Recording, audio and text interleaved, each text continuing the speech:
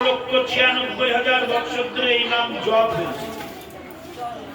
দ্বাপর যুগে 8,64,000 বছর ধরে এই নাম জপ হয়েছে। ভারত ভূমিতে মনুষ্য জন্ম হইল যার, জন্ম সার্থক করি করো পর উপকার। এই উপকারটা তো আমাদের সবার করতে হবে।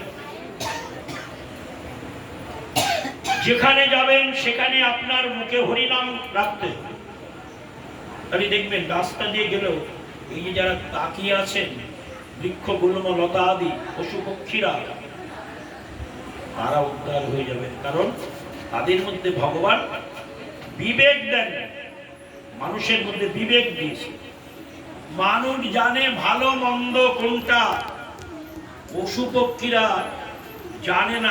এটা হচ্ছে আমাদের ভারতবর্ষের সংবিধান। আর সেই অনুযায়ী আমরা এসেছি সবাই।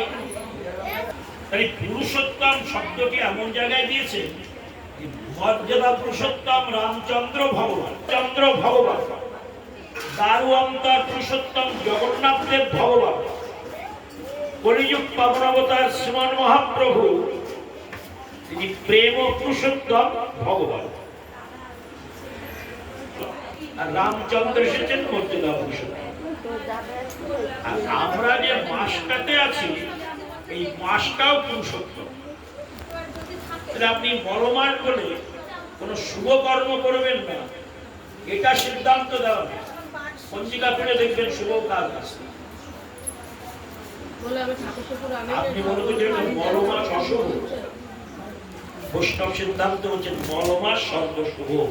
কারণ এই মাসটা ভগবানের নাম অনুসরণে নাম রাখা হয়েছে পুরুষোত্তম মাস। আমরা অনেকে বুঝি না, উপলব্ধি করি না, মনে করি বড় মাস মানে এই মাসটা ভালো নয়। এই মাসটা যে সর্বশ্রেষ্ঠ মাস, ভগবানের নাম পুরুষোত্তম, এই মাসের নাম পুরুষোত্তম। এই জায়গাটা ওই বক্তৃতা সিদ্ধান্ত দিয়ে দিয়েছে যে আমাদের বৈষ্ণব সিদ্ধান্ত বোঝাতে হবে যে এই মাসটা অশুভ মাস বলে তুমি কিছুই কাজ করবে না।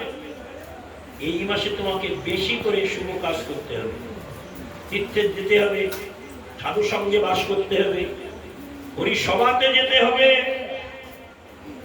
প্রসাদামৃত চরণামৃত ধারণ করে মাসটাকে বরণ করে, তবে জন্ম সার্থক সুন্দর হবে। এই কৃপা করো মোদের শ্রী গৌরাঙ্গ হরি নিত্যানন্দ সঙ্গে।